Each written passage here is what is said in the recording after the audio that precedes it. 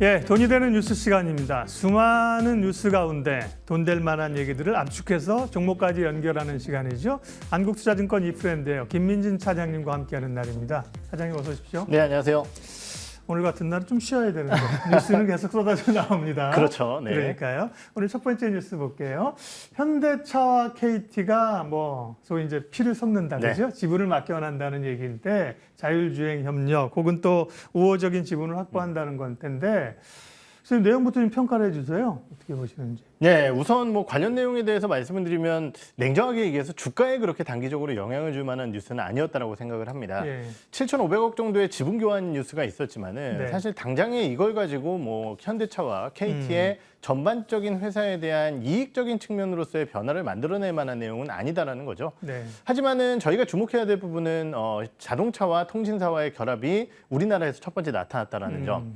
그리고 현대차가 KT라는 기업을 왜 선택했을까? 그리고 이러한 부분들을 왜 가져갔을까에 대한 내용을 살펴봐야 될 것 같고 결국 이제 미래 자율주행 그리고 UAM 등의 사업을 위한 통신사와의 결합을 현대차가 서두르고 있구나. 그렇기 때문에 이러한 부분들과 파생되는 향후의 투자 포인트를 가질 수 있는 종목군들을 좀 봐야 되지 않을까 말씀을 드릴 수 있을 것 같습니다. 네. 가야 되는 산업 방향은 협업할 게 많아요. 네. 말씀하신 것처럼 UAM도 그렇고 자율주행도 그렇죠. 그렇고. 근데 이게 주가에 오늘 이 뉴스 때문에 7%, 8% 올릴 재료는 아니라는 거고 네. 이렇게 뉴스가 나왔을 때 큰 기업보다는 상대적으로 적은 기업이 혜택이 좀 많단 말이에요. 네. KT도 작은 기업은 아니지만 그렇죠. 네. 현대차보다는 KT 주가가 조금 움직이는 거죠. 네, 지금 사실 KT 기대감을 갖는다고 하면 KT 쪽에 조금 더 가질 수 있겠죠. 왜냐면 아까 말씀드렸듯이 현대차가 이런 얘기를 한다라고 했으면은 현대차보다는 조금 더 작은 UAM이나 이런 관련주들이 좀 움직일 수 있다라고 생각을 하고요. KT의 긍정적인 요소라고 한다면 결국은 지금 이제 B2C 쪽에 대한 사업의 이익에 대한 내용은 결국은 이제 5G에 대한 무선 ARPU의 상승 말고는 사실 담보하기가 어렵습니다. 그렇다라고 한다면 B2B 쪽에 대한 영향력을 지금 통신사들이 많이 키워나가고 있는데요. 대표적으로 데이터 센터라든지 이런 것들이겠죠. 하지만은 먼 미래를 봤을 때는 자율주행과 UAM 쪽에서 B2B 쪽으로서의 이익이 확보될 수 있다는 측면이 동사의 기대감으로 좀 작용할 수 있지 않을까라는 판단이 들고요. 아까도 말씀드렸지만은 그러한 이익이 반영되기 위한 시간은 굉장히 멀기 때문에 단기적으로 봤을 때는 이 회사의 무선 쪽에 대한 이익 그리고 최근에 진행하고 있는 컨텐츠 쪽에 대한 강화 이러한 포지셔닝이 과연 KT 쪽에 얼마나 도움이 되고 있느냐 이러한 부분들에 대한 판단이 중요하지 않을까라고 생각을 하고 있습니다. 네, 그러면 단도직입적으로 현대차와 KT에 대한 지금 시점에서의 어떤 투자 주가 판단을 좀 해볼게요. 네. 자동차는 사실은 디펜딩 주도주로서 지금 관심이 있잖아요. 그렇죠. 저는 그래서 태조 2방원이 태자 2방원으로 바뀔 수 있다 이렇게 생각하는데 네. 현대차나 기아나 자동차에 대한 의견은 어떠세요, 선생님? 자동차 쪽은 좋게 보고 있습니다. 저도 이번 8월달 미국 데이터도 워낙 좋은 상황이었고요. 네. 그런데 이제 아직까지 좀 고민되는 부분은 뭐냐면은. 경쟁사들에 비해서 아직까지 현대차가 잘한 부분은 반도체 수급 차질 이슈 때문에 다른 기업들이 생산을 못했다는 이슈고 정말 모든 기업들이 생산 차질이 해소됐을 때 현대차 기아가 거기서 역량을 보여주게 된다라고 한다면은 그리고 실제적으로 그러한 해소 상황이 나오고 있거든요. 현대기아 같은 경우는 월별 판매 목표를 3분기에는 25만 대, 생산 목표를 25만 대, 4분기에는 27만 대로 설정을 했기 때문에 그러한 상황 속에서 현대차와 기아가 좋은 판매 데이터를 보여주게 된다라고 한다면은 현재 환율 효과 이러한 부분들을 고려해 봤을 때 기대감을 좀 가질 수 있다라고 판단하고 있습니다. 그런 얼마 팔밀려니 이런 거는 어떻게 머릿속에 다 외우고 계세요? 대단하시네. 열심히 방송을 하다 보니까요. 네. 그러면 현대나 기아차에 대한 의견은 중립 이상? 네, 그렇죠. 중립 이상. KT는 사실은 사업 내용이나 배당도 주고 좋아요. 근데 네. 주가가 사실 매수할 기회를 별로 안 줬어요. 그렇죠. 그러다 최근에 주가 좀 밀려있는 상황이거든요. 네. KT는 지금 흐름에 접근 괜찮나요? 올해 연간 기준으로 봤을 때 사실은 통신 3사들에 대한 실적 기대감이 매우 높았었습니다. 연초에. 그리고 그러한 실적 기대감이 떨어지지는 않았다고 생각을 해요. 다만 시장의 눈높이 자체가 워낙 성장주 쪽으로 포커스가 맞춰지다 보니까 통신사들이 못 간 게 아닌가라는 생각이 드는데요. SKT 같은 경우는 편출 이슈가 있었죠. MSCI 편출 이슈가 있었고 LG유풀 같은 경우는 사실 모멘텀이 좀 약합니다. 그렇기 때문에 통신 3사 중에 시장에 대한 대안 그리고 좀 찬바람이 불고 있는 구간이기 때문에 배당에 대한 매력도까지 고려해 본다라고 한다면은 3사 중에는 저는 현재 시점에서는 KT가 가장 좋은 대안이 아닐까 네. 이렇게 생각을 하고 있습니다.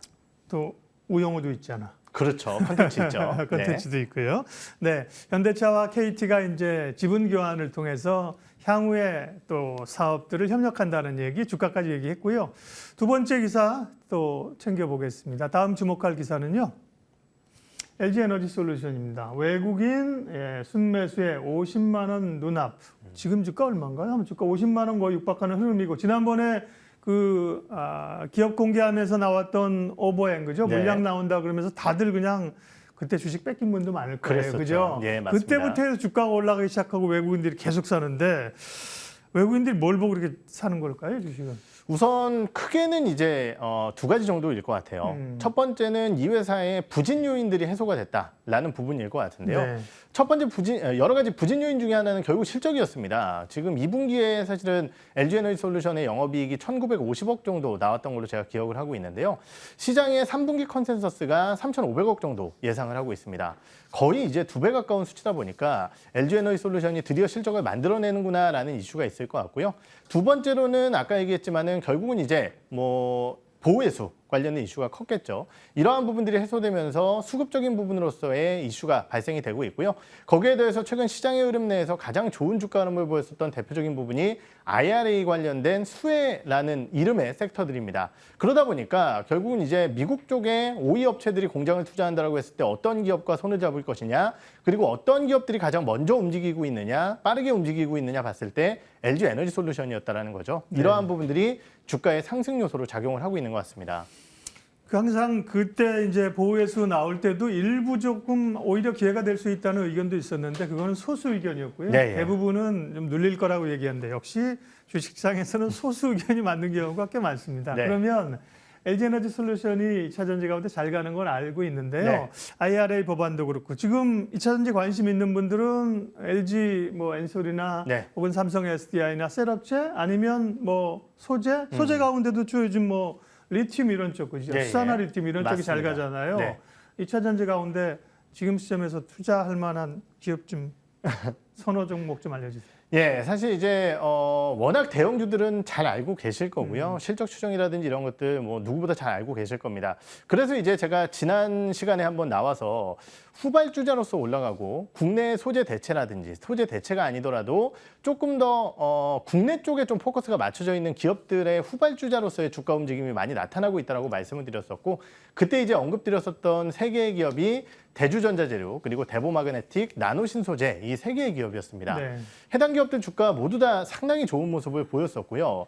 물론 현재 시점에서 해당 기업들이 더 갈 것이냐에 대한 판단 자체는 조금 어려울 수 있습니다. 왜냐하면 시장의 분위기가 바뀌게 된다라고 한다면은 다시 또 낙폭과대주들의 위주로 주가 움직임이 나타날 가능성이 있기 때문이죠.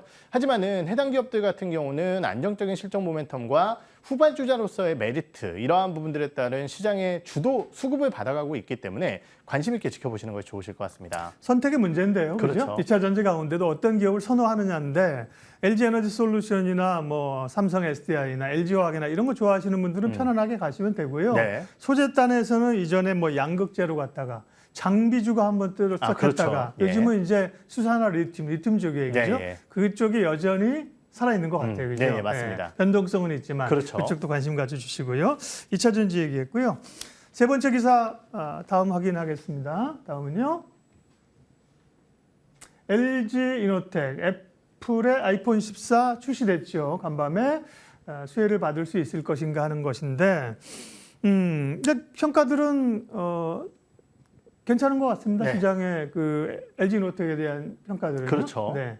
근데 이제 그럼에도 불구하고 사실 나올 때까지 주가가 한참 동안 쉬었었던 이슈가 있었죠. BH가 더 가죠. 오히려. 그렇죠, 맞습니다. 예. 근데 그 이유는 아무래도 이제 연초부터 8월달, 9월달 초반까지의 YTD의 대형 IT주들에 대한 수익률을 살펴보시게 되면은 대부분의 종목군들이 어마어마하게 주가가 안 좋았습니다.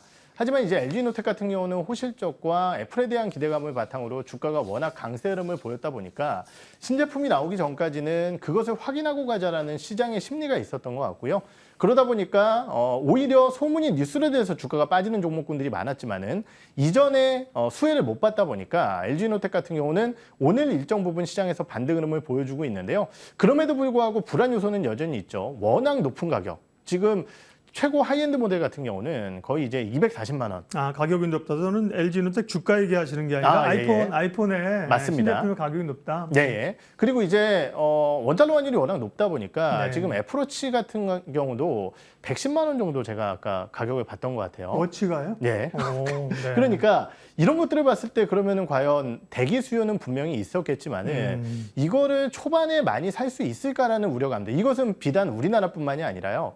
글로벌적으로 봤을 때 달러화 강세가 진행됐기 때문에 대부분 비슷한 상황일 거다라는 거죠. 그러다 보니까 시장에서는 조금 더 확인하고 가자라는 심리가 있을 것 같습니다. 다만 그럼에도 불구하고 LG노텍에 대한 실적은 좋을 가능성이 꽤 높다라고 생각을 하고 있고요. 그 이유는 환율 효과, 거기에 더해서 말씀드렸던 이 여러 가지 제품군 중에서 애플의 하이엔드 쪽에 대한 비중이 높아지면서 LG노텍에 대한 수혜가 커질 것이기 때문에 결국 시장에서는 3분기에 안정적인 실적만 확인하게 된다라고 한다면은 이노텍의 주가 반등은 포인트가 조금 더 나타날 수 있지 않을까 이렇게 생각을 하고 있습니다. 아이폰 14 출시도 그렇고 또 하나 지금 기대되는 게 XR 기기잖아요. 네, 맞습니다. 그와 관련해서는 LG노텍은 주목할 포인트는 어떤 것들일까요? 분명히 이제 이 XR 기기의 가장 중요한 요소는요. 네. 고화질 픽셀을 구현할 수 있는 카메라와 디스플레이입니다. 그러다 보니까 관련 소재 쪽에 대한 주가가 세게 올라가고 있고요. 그렇다라고 한다면 과연 디스플레이 쪽은 어디서 가져갈 것이냐? LG 디스플레이에 대한 기대감이 여전하다 하고 삼성 디스플레이도 마찬가지고요. 조금만 사이즈를 키우면 되니까요. 거기에 더해서 카메라 같은 경우는 고화질 픽셀을 가져갈 수 있는 LG노텍에 대한 수요가 늘어날 것이다라는 기대감이 분명히 있고요. 최근 주가 흐름을 살펴보게 되면은 뉴플렉스라는 작은 기업이 있습니다. 그러게 뉴플렉스 요즘 강하죠. 네, 그 모멘텀으로. 엄청 예. 올라왔습니다. 예. 근데 이 이슈가 뭐 때문에 올라왔느냐? 이 메타 쪽에서 만들어내는 오큘러스라든지 메타 쪽의 XR 기기의 신제품 관련된 공개가 10월 달에 있다는 소식이 있는데요. 네.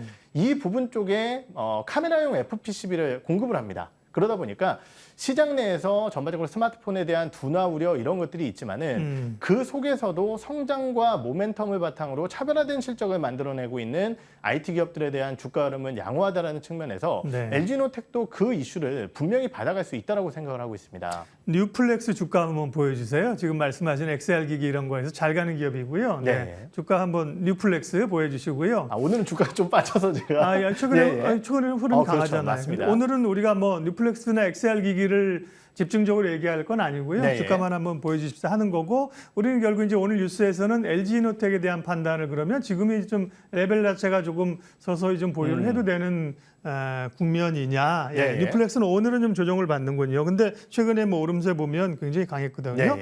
LG노텍 주가 쪽으로 해서 판단을 좀 해주세요. 네. LG노텍 말씀드렸듯이 오랫동안 쉬었습니다. 네. 그런데 실적은 계속 좋은 모습이거든요. 밸류에이션 매력도 자체도 높아졌고 환율 효과까지 고려해 봤을 때 이러한 기대감들이 좀 반영될 수 있는 구간이다라고 판단을 하고 있고, 아까 말씀드렸듯이 3분기 판매 데이터들이 좀 나오는 시점에서는 LG노텍의 반등 가능성이 좀 있다라고 판단을 해보도록 하겠습니다. 그러면 애플 향은 이제 LG노텍이랑 대표적으로 BH잖아요. 네. BH는 괜찮아요? 현재 시점에서는 BH에 대한 판단이 조금 더 좋을 것 같다는 생각이 들고, 주가가 워낙 많이 올라왔기 때문에 약간의 네. 부담감이 있겠지만은 최근에 증권사들의 보고서를 살펴보면은 BH 정말 말 그대로 목표가 상향 러시가 나오고 있습니다. 그런데 이제 또 기대감은 뭐냐면요. 이 회사 같은 경우는 이제 배터리용 FPCB를 하고 있다 보니까 이쪽에 대한 매출 비중이 늘어나고 있고요. 네. 거기에 더해서 다양한 뭐 XR 기기뿐만이 아니라 IT 어플리케이션에 대한 확장에 따른 FPCB의 수요를 그대로 받아갈 수 있고, 경쟁사는 이미 그 사업을 접었죠. 그렇기 때문에 이러한 부분들에 따른 실적 성장이 담보된 BH 기대감을 갖도록 하겠습니다. 네, 아이폰 14의 모멘텀으로는 조금 더 이렇게 탄력적으로 접근해 볼 만한 종목은 BH를 꼽아주셨습니다. 네, 돈이 되는 뉴스. 네, 한국사인권 이프렌드 김민진 차장님 함께했고요. 명절 잘 보내시고요. 네, 추석 지나고 다시 뵙겠습니다. 알겠습니다. 고맙습니다. 네.